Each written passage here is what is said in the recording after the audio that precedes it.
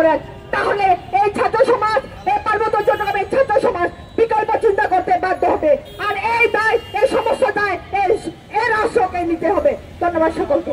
দর্শকের বিচার হওয়া তো দূরে থাক, দর্শনের বিরুদ্ধে যারা প্রতিবাদ করে সেই প্রতিবাদকারীদেরকে এই বাংলাদেশে নিরাপত্তা বাহিনী নামক সেনাবাহিনী যারা ধর্ষণের বিরুদ্ধে প্রতিবাদ করে তাদেরকে তুলে নিয়ে যায়।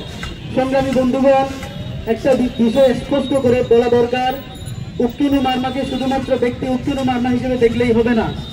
উক্কিনু মার্মা আমাদের আদিবাসী তরুণ সমাজের প্রতিবাদের সম্মিলিত কণ্ঠস্বর। আমরা সকলে এখানে যারা দাঁড়িয়ে আছি এবং পার্বত্য চট্টগ্রামে যে সকল তরুণ সমাজ আজকের এই দিনে এই কয়েকদিন ধরে যারা প্রতিবাদ সমাবেশ করছে তারা সবাই উক্কিনু মার্মা। কাজে এটা ভাবার কোনো দরকার নেই উক্কিনু মার্মা একাই।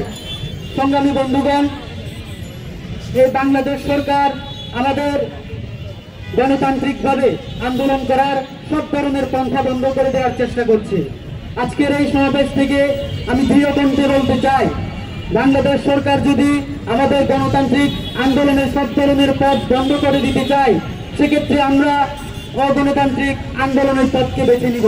সেদিন কিন্তু এই বাংলাদেশ সরকারকে সেই ভুলের মাসুল গুনতে হবে। সংগ্রামী বন্ধুগণ, পার্বত্য চট্টগ্রামে ধর্ষণের একটি কমন বিষয় রয়েছে, সেটি হচ্ছে যে এই ধর্ষণের ভিকটিম হয় সবসময় আমাদের জম্মু আদিবাসী নারীরা এবং ধর্ষণকারী হয় এই বাঙালি সেটেলাররা।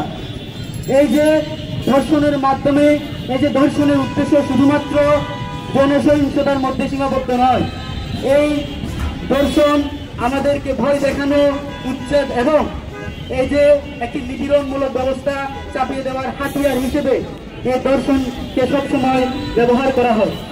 সংগ্রামী বন্ধুগণ, পার্বত্য চট্টগ্রাম চুক্তির আগে 2 দশকেরও বেশি সময় ধরে যে সশস্ত্র আন্দোলন হয়েছিল, সেই সশস্ত্র আন্দোলনের ইতিহাসকে আমরা ভুলি নাই।